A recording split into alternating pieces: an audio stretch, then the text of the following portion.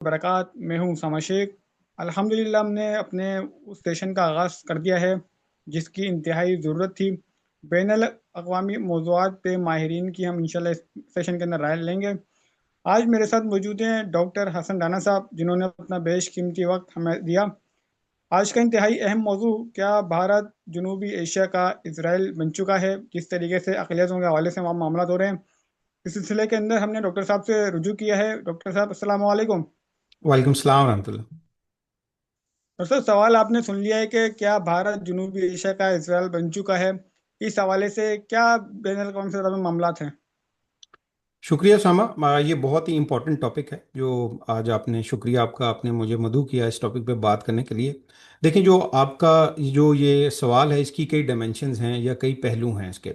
सबसे पहले तो हमें ये देखना पड़ेगा कि आपको याद होगा कि भारत ने इसराइल को कई दहाइयों तक तस्लीम नहीं किया था, लेकिन हम ये देखते हैं कि 90s के अंदर ख़ास तौर पे उसके डिप्लोमेट ताल्लुकात जो है डिप्लोमेटिक सतह के ऊपर बढ़े। और फिर उसके बाद हम ये देखते हैं कि भारत इसराइल के मज़ीद करीब होता गया, और इस कदर करीब हुआ कि उसका ना सिर्फ डिफेंस अलाइंस हुआ बल्कि उसका स्ट्रेटेजिक अलाइंस जो है वो भी भारत के साथ बना। और मौजूदा जो टाइम गुजर रहा है इसमें सबसे अहम बात यह है देखने की कि आप देखें कि जो गज़ा की तमाम तर सूरत हाल पिछले तकरीबन 2.5-3 साल से रही है, और इसमें बहुत आपको कम सुनने में आया होगा कि इसमें भारत का क्या घिनौना किरदार रहा है या मनफी क्या किरदार रहा है उसका। और यहाँ तक भी रिपोर्ट्स आ चुकी हैं, और ग्लोबल न्यूज़ वॉच पे भी हमने इस पे कई प्रोग्राम्स किए किए थे कि स्पेन के अंदर जो है वो एक बैरी जहाज़ को पकड़ा गया जिसमें से भारतीय जो आर्म्स एंड एम्यूनेशंस हैं और ड्रोन्स के पार्ट्स हैं, वो पकड़े गए। और वो जहाज़ जो है वो इसराइल जा रहा था, और उसमें भारतीय साख्ता जो मिसाइल्स और एम्यूनेशंस और आर्म्स वगैरह थे। और फिर इसके अलावा आप ये देखें कि कई भारतीय जो हैं, ख़ास तौर पर अगर आप जो उनका कुकी ट्राइब है जो नॉर्थ ईस्ट की तरफ वहाँ पे हैं, उनमें वहाँ के कई अफराद जो हैं वो इस वक्त इसराइल के अंदर की फ़ौज के अंदर सर्व कर रहे हैं, और जो गज़ा के अंदर जेनोसाइड हो रहा है और जो जुल्म ढाए जा रहे हैं उसके अंदर बराबर के वो शरीक हैं। और फिर अगर आप जो उनके इंडिया के जो स्कॉलर्स हैं, अगर आप उनको सुनेंगे तो वो ये कहते हैं कि जो मोसाद है, जो बदनाम ज़माना इंटेलिजेंस एजेंसी है इसराइल की, वो हमारा बड़ा भाई है, रॉ का बड़ा भाई है। या वो ये कहते हैं कि जो इसराइल है वो भारत का बड़ा भाई है, और हमने उनसे बहुत सारी चीज़ें जो हैं वो सीखी हैं। अब उसमें हमें ये देखना पड़ेगा कि जो चीज़ सीखी है उसमें उन्हीं के मुताबिक जो उन्होंने मुख्तलिफ व्लॉग्स में बयान किया वो सरहद पार दहशत गर्दी है। आप ये देखें कि मोसाद के जो जितने भी कोवर्ट ऑपरेशंस हैं या खुफिया ऑपरेशंस जिनको कहा जाता है, उसमें आप देखें कि उन्होंने चुन चुन के अपने मुखालफिन को, चाहे वो सियासी मुखालफिन थे या किसी भी सतह पे जिन्होंने रियासत नाजायज़ जो सहयूनी रियासत है उसकी मुखालफत की, तो उनको उन्होंने दुनिया भर में उनकी असैसिनेशंस की हैं, और वो जिसको हम आम तौर पे सरहद पार दहशत गर्दी कहते हैं। और मुख्तलिफ ममालिक में उनकी असैसिनेशंस की गई, और किसी को स्लो पॉइजनिंग के ज़रिए मारा गया, किसी को टारगेट किलिंग के ज़रिए मारा गया, और किसी को अगवा कर लिया गया। और सेम यही ही मोडस ऑपरेंडी जो है वो हमें, यानी जो तरीका वारदात है वो भारत का मिलता है, सेम सेम। अब आप ये देखें कि इंडिया ने भी यही किया कि जो कि मकबूजा इंडिया का मकबूजा पंजाब है, जहाँ पर सिख जो है उनकी मूवमेंट बड़ी ज़ोरों पे है, जो कि अलहदा से अपना एक वतन चाहते हैं खालिस्तान के नाम से। और उनकी तहरीक कनाडा, अमेरिका और इंग्लैंड के अंदर आप देखते होंगे कि वो अक्सर एहतजाज भी करते हैं, मरदमशुमारी भी करते हैं, और बड़े बड़े उनके सेमिनार्स वगैरह होते हैं। तो आप भी देखें कि जो इंडिया है उसने कुछ अरसा कबल ही जो सिख जो हरदीप सिंह निज्जर के नाम से खालिस्तान मूवमेंट के जो रहनुमा थे, उनकी असैसिनेशन की कनाडा के अंदर। और इस असैसिनेशन के अंदर आप ये देखें कि उनके बंदे पकड़े गए, और फिर इस असैसिनेशन के बाद ही कनाडा ने जो भारतीय डिप्लोमेट्स हैं उनको बकायदा तौर पे धक्के देके कनाडा से निकाला, मुल्क बदर कर दिया वहाँ से। और फिर इस ही दौरान, इससे कुछ अर्सा पहले ही आप ये देखें कि गुरपतवंत सिंह पुन्नू जो कि सिख फॉर जस्टिस के रहनुमा हैं, वो अमेरिका में हैं, और उनके ऊपर भी इसी दौरान इस जो असैसिनेशन अटेम्प्ट है वो की गई।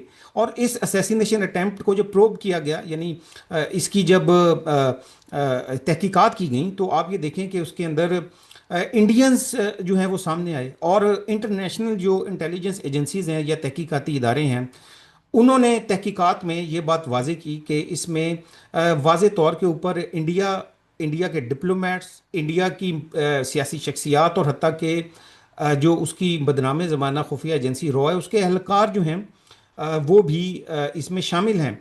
और फिर आप ये देखें कि विकास यादव जो कि इंडियन इंटेलिजेंस ऑफिसर है, उसका नाम भी इसमें इसी तहकीकात में सामने आया। और इसके अलावा जो है वो विकास यादव के अलावा दीगर और भी भारतीय नाम जो है इसमें सामने सामने आए, बल्कि जो अजीत डोवल है जो कि इंडिया का सिक्योरिटी एडवाइज़र है, उसको भी समन जारी किए गए अमेरिका की अदालत की जानिब से कि वो पेश हो अदालत में। और अभी कुछ दिन कबल ही आपको मैं बताता चलूं कि इंडिया का एक बिजनेसमैन है निकल गुप्ता, वो भी इस ही असैसिनेशन अटेम्प्ट के अंदर जो की गई उसके अंदर ये शख्स जो है ये गिरफ्तार था, और अमेरिकन इदारे इसको चेक रिपब्लिक से गिरफ्तार करके अमेरिका लाए। और अभी कुछ दिन पहले उसने अदालत में ये खुद कन्फेस कर लिया है कि जो गुरपतवंत सिंह पुन्नू के ऊपर जो असैसिनेशन अटेम्प्ट की गई थी अमेरिका के अंदर, वो उसको उसकी जो अरेंजमेंट्स हैं और जो टारगेट किलर था उसके साथ जो ताल्लुकात बनाए गए या उसको हायर किया गया, वो इसी की जानिब से किया गया। और फिर इसी ने बताया कि मुझे विकास यादव जो कि रॉ कोऑपरेटिव है, उसने ये सारी चीज़ें कही थी। तो आप ये देखें कि ये तो चंद वाक़यात हैं जो मैंने आपके सामने पेश किए हैं। अब यही तरीका वारदात इसराइल का रहा, और यही जो आप ये देखें कि तरीका वारदात जो है ये भारत का है। और ये तो अभी सिर्फ एक मिसाल है। आप ये देखें कि इसके अलावा पाकिस्तान के अंदर दहशत गर्दी के ज़्यादातर वाक़यात के अंदर जो है वो भारत या उसकी प्रॉक्सीज मुलविस होती हैं पाकिस्तान के अंदर, पाकिस्तान के अमन व अमा को ख़राब करना।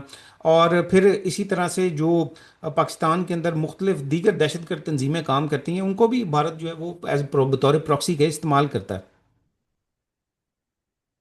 तो सर ये बताइए कि इस वक्त जनूबी एशिया की हम बात कर रहे हैं, तो इस वक्त यहाँ भारतीय प्रॉक्सीज कहाँ कहाँ हैं और किस लेवल पे वो काम कर रही हैं? देखें, जनूबी एशिया के अंदर तो हम इस वक्त क्योंकि जनूबी एशिया में तो काफ़ी ममालिक आते हैं, लेकिन आप ये देखें कि जो इंडिया की जो मुख्तलिफ प्रॉक्सीज हैं, हम चूंकि पाकिस्तान में हैं तो पाकिस्तान के हवाले से बात करना ज़्यादा बेहतर होगा। तो पाकिस्तान के अंदर जितने भी ऐसे ग्रोह हैं आपके, अब तो पहले तो ढके छुपे अल्फाज में बात की जाती थी, हत्ता कि हमारा जो मीडिया वो भी नाम लेने से घबराता था। हालांकि ये चीज़ें तो बहुत पहले से भी अयां थी। ये जितने भी मोस्टली आर्म ग्रुप्स हैं, और जितनी भी ऐसी तंजीमें या तहरीकें चल रही हैं जो कि पाकिस्तान मुखालिफ हैं या पाकिस्तान से अलहदगी का दावा करती हैं, ये सब इंडियन प्रॉक्सी हैं। अब इसमें आप देख लें कि एक ग्रुप नहीं है, इसमें कई ग्रुप्स हैं, और ये ग्रुप्स और बड़ी इंटरेस्टिंग एक बात है कि इसके अंदर कई ग्रुप्स ऐसे हैं जो कि बलूचिस्तान में तो हैं, मतलब जिनके बारे में अक्सर खबरों में भी आता रहता है, लोग जानते भी हैं। लेकिन ये बड़ी आम बात है कि इसके अंदर कई ग्रुप्स जो हैं वो सूबा सिंध से भी ताल्लुक़ रखते हैं। वो लोग भी हैं इसमें। तो ये बताएगा कि यूएनओ के अंदर या अमेरिका जो इस वक्त पाकिस्तान की मदद सराही कर रहा है, क्या वो इस मामले को सीरियस देख रहा है या फिर ये सिर्फ लफाती है? देखें, जो इंटरनेशनल अफेयर्स होते हैं ना, उसके अंदर ये इंटरनेशनल रिलेशंस होते हैं, उसके अंदर कहा जाता है कि कोई हमेशा का ना दोस्त होता है और ना कभी कोई दुश्मन होता है। तमाम जो ममालिक होते हैं वो अपने इंटरेस्ट के लिए काम कर रहे होते हैं, और जो ये इंटरेस्ट होते हैं ये लॉन्ग टर्म भी होते हैं और शॉर्ट टर्म भी होते हैं। तो आप ये देखें कि अमेरिका का पाकिस्तान के साथ जो रिलेशन है मुख्तलिफ दिहाइयों के अंदर मुख्तलिफ रहा है। कभी ये थोड़ा सा तुर्श भी रहा, और अक्सर औकात हमने ये देखा कि पाकिस्तान जो है वो अमेरिका का अलाई ही रहा है बहुत सारी चीज़ों के अंदर। तो मैं ये समझता हूँ कि जो मौजूदा सूरत हाल है, जहाँ हम ये देख रहे हैं कि पाकिस्तान ने जब कामयाबी हासिल की मार्का हक में, बुनियानुल मरसूस में, तो उसके बाद हमने ये देखा कि दीगर ममालिक के साथ साथ और या इंटरनेशनली हमने ये देखा कि दीगर आलमी क़ुव्वतों के अलावा जो है वो अमेरिका की जानिब से ख़ास तौर पे पाकिस्तान को बड़ी पज़ीराई मिली, या बड़ा बहुत ज़्यादा अभी तक कहा जाता है कि ट्रंप जो है वो पाकिस्तान को अभी तक ये क्रेडिट देता रहता है कि पाकिस्तान ने कितने जहाज गिराए। तो ये जो अमेरिका की पॉलिसी है, देखें सबके अपने अपने मुफादात होते हैं, और अमेरिका के इस वक्त मुफादात यही हैं कि वो पाकिस्तान के साथ मिलकर काम करे। और यही वजह है और कि इस वक्त आपको ये देखने में मिल रहा है कि जो ट्रम्प है वो पाकिस्तान के गुण गाता रहता है। तो ये हमेशा के लिए नहीं हो सकता, और कहीं पर भी हमेशा के लिए नहीं होता। यही यूरोप है, आप अभी देख रहे होंगे ग्रीनलैंड के मसले के ऊपर आप ये देखें कि यूरोप के अंदर और अमेरिका के अंदर कितनी तलखी पाई गई, और हत्ता के सख्त जुमलों का तबादला भी हुआ। लेकिन यही यूरोप है और यही अमेरिका है जो कि बतौर नेटो के और के साथ मिलके अमेरिका और नेटो जो है वो अफगानिस्तान पे उन्होंने चढ़ाई की। और यही यूरोप है जो कि अक्सर औक़ात आप देखते हैं कि अमेरिका के बतौर अलाई के तौर पे काम करता है या इत्तेहादी के तौर पे काम करता है। तो फिर मैं ये रिपीट करूंगा कि ये जितने इंटरनेशनल रिलेशंस के अंदर जो ताल्लुकात होते हैं वो आपके हमेशा एक जैसे नहीं रह सकते, ना एक जैसे होते हैं, और सब अपने अपने मुफादात के लिए काम कर रहे होते हैं। और इसी तरह से जो पाकिस्तान है वो अपने मुफाद देख रहा है और अमेरिका अपना मुफाद देख रहा है।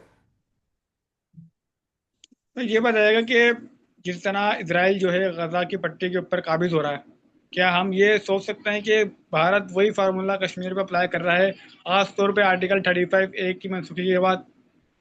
जी, ये बड़ा आपका इंपॉर्टेंट क्वेश्चन है और बड़ा अहम है, और मैं समझता हूँ कि इस वक्त इस टॉपिक पे बहुत ज़्यादा बात करने की ज़रूरत है। आप ये देखें कि सबसे इसमें अहम पॉइंट है ना, वो डेमोग्राफिक चेंजेस हैं। यानी उधर की आबादी के, कश्मीर की, मकबूजा कश्मीर की आबादी के तनासब को बदल दिया जाए। आप देखें कि जो इसराइल है उसने क्या किया, उसने वहाँ पे जब कब्ज़ा किया गज़ा के ऊपर और ख़ासतौर पे मगरबी किनारे के ऊपर जो वेस्ट बैंक जिसको कहा जाता है, तो आप देखें कि उन्होंने वहां पे बाढ़ बाढ़ लगाई और गैर कानूनी तरीके से यहूदियों को वहां पे आबाद किया। ऐसे ही है ना। तो ठीक इसी तरह से आप ये देखें कि इंडिया ने वही फार्मूला कश्मीर के ऊपर लगाया। और आज से कई साल पहले आप देखें कि बाढ़ लगाने का अमल शुरू किया गया और बाढ़ लगाई गई। और फिर अभी इस आर्टिकल जो जिसका आपने जिक्र किया इसके बाद तो आप देखें कि वहाँ की डेमोग्राफिक चेंजेस जो हैं उसको कितनी तेज़ी से तब्दील किया जा रहा है, चेंज किया जा रहा है, कि वहाँ पे ख़ास तौर पर जो हिंदुत्व रहनुमा हैं या उनके जो पंडित हैं कई हज़ारों की तादाद में, तो उनको आबाद किया जा रहा है वहाँ पे। और फिर आप ये देखें कि पूरे भारत से मुख्तलिफ इंतहा पसंदों को इकट्ठा करके जो है वो मकबूजा कश्मीर के अंदर आबाद किया जा रहा है। और ये वही वही तरीका है जो कि गैर कानूनी तौर पे आबादियां कायम की गई यहूदियों की मुसलमानों के इलाकों के अंदर, फ़लस्तीनी इलाकों के अंदर। तो इसी तरह से इंडिया भी यही डेमोग्राफिक चेंजेस कर रहा है। और फिर क्योंकि इसके अगर आप पीछे जाएंगे ना तो आप ये देखेंगे कि जैसा कि इसराइल जो है उसका प्लान जो है वो ग्रेटर इसराइल का है, ठीक है, जिसके अंदर कई अरब ममालिक आते हैं। और बाज़ों के नज़दीक तो कम है, लेकिन बाज़ों के नज़दीक तो यहाँ तक है कि वो पाकिस्तान का कुछ बलूचिस्तान तक का हिस्सा जो है वो भी ग्रेटर इसराइल के अंदर शामिल करना चाहते हैं। और इसी तरह का जो इस तरह की जो डॉक्ट्राइन है या नज़रिया जो है वो आप ये देखें कि इंडिया का है, भारत का है, इंतहा पसंद। और उनका जो नज़रिया है वो अखंड भारत का नज़रिया है, सेम उसी तरह से। और उनका जो नज़रिया है वो अखंड भारत कायम करने का है, यानी जिसके अंदर वो ये कहते हैं कि भारत के साथ जो है वो अखंड भारत बनेगा, जिसके अंदर पाकिस्तान भी होगा, अफगानिस्तान भी होगा, नेपाल भी होगा, और ये श्रीलंका भी होगा, और इस तरह से। तो आप देखें कि वहाँ ग्रेटर इसराइल की डॉक्ट्राइन है और यहाँ पे इंतहा पसंद इसी किस्म की डॉक्ट्राइन जो है वो अखंड भारत की है। फिर इसी तरह से आप दूसरी तरफ देखें कि जायनिस्ट डॉक्ट्राइन है या सहयूनी नज़रियात हैं, और इस तरफ जो है वो हिंदुत्व नज़रियात हैं। तो इनमें बहुत ज़्यादा चीज़ें जो हैं वो कॉमन हैं और सिमिलर हैं। जैसे कि मैंने आपको पहले बताया कि ये सिर्फ अब नज़रियाती ही नहीं रही, या ये सिर्फ और सिर्फ इनका जो नैरेटिव अलाइंस कह लें सिर्फ यहाँ तक नहीं है, या नज़रियाती अलाइंस नहीं रहा। इनका जो है वो स्ट्रेटेजिकल अलाइंस भी है, और फिर इसके अलावा इनका जो है मिलिट्री अलायंस भी है। और इसमें बड़ा अहम आपको मैं एक पॉइंट बयान करता चलूँ कि भारत की वैली है हिमाचल प्रदेश, और हिमाचल प्रदेश का एक इलाका है कसौल। कसौल के अंदर जो है ये आप ये देखें कि कसौल को मिनी इसराइल कहा जाता है। क्या आपके इल्म में है ये बात? No sir. जो कसौल है हिमाचल प्रदेश के अंदर एक इलाका है, उसका नाम है कसौल। कसौल को मिनी इसराइल कहा जाता है। और क्यों कहा जाता है ये क्या बड़ी वजह? ये बड़ा अहम पॉइंट है। कसोल एक ऐसा इलाका बन चुका है भारत का जहां पर हजारों फौजी एहलकार, आईडीएफ के जो इसराइली फौजी एहलकार हैं, वो छुट्टियां गुजारने के लिए जो है हजारों की तादाद में वहां का रुख करते हैं, कसौल का। और कई ऐसे वहां पर इसराइली फौजी हैं जो कि वहां पे कई कई साल से रह रहे हैं, जिन्हों जो मुस्तकिल वहीं पे ही ठहरे हुए हैं। और फिर वहाँ पे अगर साइन बोर्ड्स जो हैं वो भारतीय लैंग्वेज में या उर्दू या इंग्लिश लैंग्वेज में नहीं है। वहाँ पे इसरा इब्रानी यानी लैंग्वेज के अंदर, हिब्रू के अंदर जो हैं वो साइन बोर्ड्स हैं। वहाँ पे जो खाने हैं, कुजीन्स जिसको कहते हैं, वह इसराइली कुजीन्स जो हैं वो मिलते हैं वहाँ पे। और वहाँ पे अब तो ये हाल हो गया कि वहाँ पे लोकल इंडियंस का कई इलाकों के अंदर दाखिला जो है वो ममनू कर दिया गया है। इसराइली वहाँ पे इस कदर बढ़ गए हैं कि वहाँ पे वो इंडियंस को दाखिल भी नहीं होने देते। अब यहाँ पे जितने सिक्योरिटी माहिरीन हैं वो और दीगर जो इंटरनेशनल रिलेशंस के स्कॉलर्स हैं वो बड़ी अच्छी तरह जानते हैं कि दुनिया के जिस खित्ते के अंदर आईडीएफ के एहलकार होंगे, इसराइली फौज के एहलकार होंगे, तो वहाँ पे मोसाद तो होगी, जाहिर सी बात है, ये तो हो ही नहीं सकता। तो उसको वो बतौर एक लिसनिंग पोस्ट के तौर पे इस्तेमाल करें। और वहाँ पे फिर आप ये देखें कि एक और हिमाचल प्रदेश का एक और इलाका है, जैसे कसौल का बताया मैंने आपको, इसी तरह एक और इलाका है, उसको मिनी तिल अवीव कहते हैं, और इसको सर मिनी इसराइल कहा जाता पता भैया, ये बताइए स्क्रीन रिकॉर्ड हो रही है आपकी? है। जी। क्या नहीं, ठीक है, जारी कीजिएगा। तल अवीव के बारे में बता रहे थे आप। ये जी मैं आपको बता रहा था कि जैसे कसौल का इलाका है जो कि हिमाचल प्रदेश में है, तो ये ही जो एक और हिमाचल प्रदेश की वैली का एक और इलाका है, इस वक्त मेरे जहन से उसका नाम भूल गया, तो उसको तल मिनी तल अवीव कहा जाता है। तो वहाँ पे जो इसराइलियों का जो इन्फ्लुएंस है वो देखें कोई आज का नहीं है, फिर मैं आपको बता रहा हूँ कि बहुत अरसे से है, और इस कदर बढ़ गया अब कि वहाँ के इलाकों का नाम जो है मिनी इसराइल तक रख दिया गया है। और फिर हमारी इतलात के मुताबिक इस पे हमने केटीवी न्यूज़ के ऊपर भी खबर ब्रेक की थी कि मार्का हक के अंदर जो आपने देखा होगा कि पाकिस्तान ने भारत को बदतरीन शिकस्त दी। तो उसके अंदर जो ड्रोन्स पाकिस्तान के खिलाफ इस्तेमाल किए गए वो कौन से ड्रोन्स थे, वो कहाँ, वो कौन, वो इसराइली साख्ता ड्रोन्स थे। ठीक है, तो सबको पता है। और हमारी इतलात के मुताबिक उन ड्रोन्स को भारत में बैठ के खुद इसराइली जो हैं वो ही ऑपरेट कर रहे थे। और फिर इसी तरह से ये भी खबरें सामने आई कि हमने भी ये खबर दी थी कि मुबैना तौर पे जो कसौल जिसको मिनी इसराइल कहा जाता है, वहाँ पे यही जो बतौर सियाह के तौर पे या टूरिस्ट के तौर पर जो इसराइली आते हैं वहाँ पे ये अंडर कवर काम करते हैं, और फिर बतौर सियाह के तो आते हैं, लेकिन वहाँ पे ड्रोन मुख्तलिफ जो टेक्नोलॉजीज़ हैं उनको टेस्ट किया जा रहा है, और वहाँ पे उनकी नेविगेशंस वगैरह से मुतल्लिक और दीगर चीज़ों जो उससे रिलेटेड चीज़ें उनको वहाँ पे टेस्ट किया जा रहा है। तो बतौर लिसनिंग पोस्ट के तौर पे काम करें। और फिर जो आज का हमारा बड़ा अहम टॉपिक है, आप ये देखें जो हिमाचल प्रदेश की वैली कसौल है वो मकबूजा कश्मीर से सिर्फ 350 या 400 किलोमीटर दूर है। अब मकबूजा कश्मीर से 350 400 किलोमीटर दूर हजारों इसराइली फौजियों की मौजूदगी, तो ये किसी खतरे से कम नहीं है। और ये साफ तौर पर इससे आए कि जो भारत है वो इस वक्त बजाते खुद इसराइल की प्रॉक्सी बन चुका है। और वो इसराइल के साथ उसका, फिर मैं कहूँगा, अलायंस, और जो उसका स्ट्रेटेजिक अलायंस है या उसका जो मिलिट्री अलायंस है वो अब किसी से ढका छुपा नहीं है। मतलब ये बताया, पाकिस्तानी हुक्काम और पाकिस्तानी कौम की तरफ से बावर कराया जाता है कि भारत जो है दिफाई तौर पे बहुत कमज़ोर है। क्या ये हकीकत भी है, या फिर अपने आप को तसल्ली देने वाली बात है? जिस तरह आप बातें कर रहे हैं, इससे अंदाज़ा हो रहा है कि भारत जो है दिफाई साजो सामान के हवाले से काफ़ी मजबूत होगा। देखें, ऐसा नहीं है, बल्कि ये बड़ी पुरानी कहावत है कि किसी भी दुश्मन को कमज़ोर नहीं समझना चाहिए। तो ऐसा नहीं है, उनके पास राफेल्स हैं, और फिर उनके बाद हाइपरसोनिक मिसाइल्स हैं, और भी उनके पास, जाहिर सी बात है कि वो ऐसा नहीं है कि उनके पास जो इक्विपमेंट है या जो आर्म्स एंड एम्यूनेशन है वो आउटडेटेड हैं। ठीक है, उनके पास वो मिग हथियारे हैं जो कि आउटडेटेड हो गए, जो अक्सर औक़ात गिरते भी रहते हैं। लेकिन इसके साथ साथ असल में देखना ये पड़ेगा कि जो मुकामी सतह के ऊपर उन्होंने जो उनकी जो दिफाई साजो सामान की जो सनत है उसने किस हद तक तरक्की की, असल में ये बात है। आम पब्लिक को क्योंकि टेक्निकल चीज़ों का नहीं पता होता, तो वो बिलअमूम जायज़ा ले लेती है चीज़ों का या कोई भी कमेंट पास कर देती है। तो हम जब ये देखते हैं तो आप ये देखें कि भारत ने मुकामी सतह के ऊपर तेजाज की जो उनके तैयारे हैं उनकी यानी उनको बनाना स्टार्ट किया। और पाकिस्तान ने जिस तरह चाइना के साथ मिलकर जेएफ थंडर को शुरू किया और फिर वो एक माशाल्लाह बहुत बड़ा कामयाब प्रोजेक्ट रहा और अभी भी दुनिया में उसकी धूम है अल्हम्दुलिल्लाह।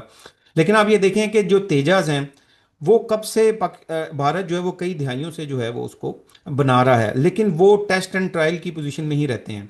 और हत्ता कि अभी आपने देखा होगा कि दुबई एयर शो के अंदर जो भारतीय त्यारा तेजस है उसी को ही आग लगी थी। आपने बड़ा मशहूर वाकया हुआ था दुबई एयर शो के अंदर अभी जो इस साल हुआ था, उसमें तेजस को ही आग लग गई थी। और फिर ये कोई पहला वाकया नहीं है, ये पहला वाकया नहीं है। इस तेजस को आग लगने के बाद कई ऐसे ममालिक हैं जिनकी डील्स चल रही थी इंडिया के साथ कि वो तेजस को खरीदेंगी, उन्होंने वो डील कैंसिल कर दी। जबकि पाकिस्तान के जेएफ थंडर्स जो हैं वो उनका ग्राफ बहुत ऊपर गया अल्हम्दुलिल्लाह और पूरी दुनिया में सराहा गया। और फिर आपको आप और ये सबके इल्म में है और ये कोई ढकी छुपी बात नहीं है, कोई भी ये इंडिपेंडेंटली सर्च कर सकता है कि पाकिस्तान को इस वक्त कितने कितने ममालिक की तरफ से इसके ऑर्डर्स जो हैं वो मिले हैं। तो जब ये बात की जाती है कि भारत दिफाई सतह के ऊपर पाकिस्तान से कमज़ोर है तो वो किसी एक एक चीज़ का मुवाजना कर कर हम नहीं कह सकते। मैं सिर्फ इस वक्त जो बात कर रहा हूँ वो ये है कि मुकामी सतह पर वो जो है वो उनकी जो दिफाई सनत है वो किस म्यार की है और उन्होंने कितनी तरक्की की है। तो उसमें अल्हम्दुलिल्लाह पाकिस्तान उनसे बहुत आगे है, पाकिस्तान की टेक्नोलॉजी उनसे बहुत आगे है।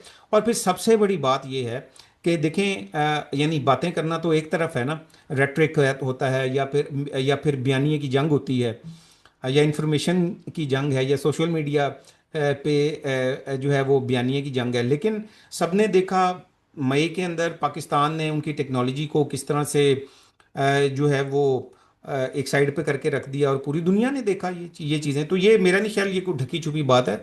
तो इंडिया की जो मुकामी सनत है वो भी बहुत पीछे है पाकिस्तान से अल्हम्दुलिल्लाह।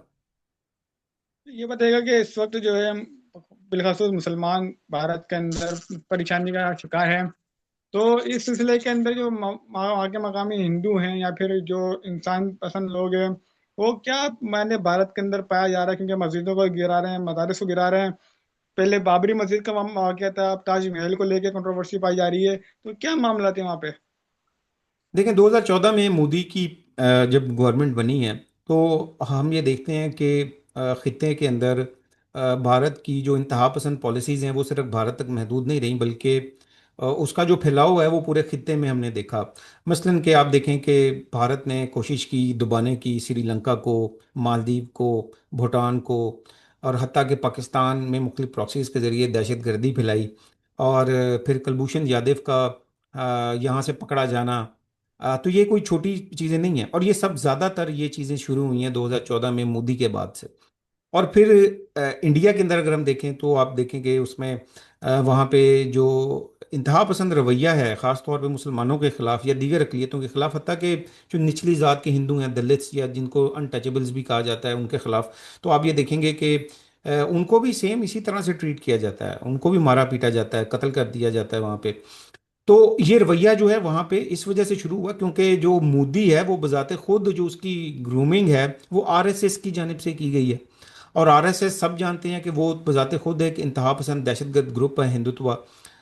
तो उसकी ग्रूमिंग ये की गई है तो जाहिर सी बात है कि उसने इन्हीं किस्म की इसी किस्म के जो इंतहा पसंद नज़रियात हैं या डॉक्ट्राइन है या पॉलिसीज़ हैं उसको कंटिन्यू किया। और उसकी मौजूदा सूरत हाल अब ये है कि बाबरी मस्जिद को तो शहीद किया उन्होंने जैसा कि आपने जिक्र किया और ताजमहल की बात की जा रही है, लेकिन बात सिर्फ यहाँ तक नहीं है उसामा। 3,000 के करीब मसाजिद जो हैं वो क्लेम की जा रही हैं इस वक्त। 3,000 इंडिया के अंदर मसाजिद हैं जिनको कि ये इंतहा पसंद जो हिंदुत्व तंजीम के जो कारकुन हैं या मुख्तलिफ तंजीमें हैं ये क्लेम कर रहे हैं कि यहाँ पर भी पहले मंदिर था और इन 3,000 मसाजिद को गिरा के जो है वो दोबारा से मसाजिद को गिरा के मंदिर कायम किया जाएगा। और फिर ये सूरत हाल उस वक्त मज़ीद पेचीदा हो जाती है जिस वक्त इसमें हकूमती सरपरस्ती शामिल हो जाती है। और इसमें हकूमती सरपरस्ती में तमाम परसिक्यूशन की जा रही है, मुसलमानों को मार्जिनलाइज्ड किया जा रहा है। और ये तमाम जितनी भी आप चीज़ों जिसका जिक्र आपने किया या कुछ मैंने किया है, इसका तसलसल आए रोज बढ़ता जा रहा है, यानी ये कम नहीं हो रहे। हत्ता कि इंटरनेशनल जो इदारे हैं उन्होंने इंडिया के मुख्तलिफ इदारों पर पाबंदियां लगाने का भी इंदिया दिया, क्योंकि इंसानी हकूक़ की खिलाफ वर्जियों की बिना पे। हत्ता कि USCIRF जो इदारा है अमेरिका का, उसने तो बल्कि रॉ जो इंडिया की खुफिया एजेंसी है उसको उस पर भी पाबंदी लगाने की जो का अंदिया दिया था अमेरिका की जानिब से, कि अमेरिका को उसने रिकमेंडेशन दी अमेरिका को कि रॉ के ऊपर पाबंदी लगा दी जाए, क्योंकि रॉ भी इस किस्म की इंतहा पसंदाना कार्रवाइयों के अंदर या सरहदपार दहशत गर्दी के अंदर मुलविस है। तो ये तमाम सूरत हाल इंतहाई पेचीदा भी है और ख़तरनाक भी है और तशवीशनाक भी है। और मैं ये समझता हूँ कि आलमी बरदरी को इंटरवीन करना चाहिए और भारत को इन तमाम तर जो उसकी सरहद पार दहशत गर्दी की पॉलिसीज़ हैं और जितनी भी इंतहा पसंद पॉलिसीज़ हैं, जितने उसके मजालिम का रवैया है, खुसूसन मकबूजा कश्मीर में क्रिश्चियंस के साथ और फिर मुसलमानों के साथ, दलित्स के साथ, इस पे उसको जवाबदेह बनाना चाहिए और भारत पर आलमी सतह पर पाबंदियां आयद करने की ज़रूरत है। बहुत बहुत शुक्रिया डॉक्टर हसन राना साहब हमारे साथ मौजूद थे, जिन्होंने अपना बेशकीमती वक्त दिया रोज़े के अंदर। उन्होंने काफ़ी तवील और जामे बात की। बहुत बहुत शुक्रिया डॉक्टर साहब। इंशाल्लाह अगले मौजूद लेके आपके यानी कि खिदमत हाजिर होंगे। अस्सलाम वालेकुम वरहमतुल्लाहि वबरकात। बहुत शुक्रिया जी, वालेकुम जज़ाकल्लाह। सलाम वरहमतुल्लाहि वबरकातुहू।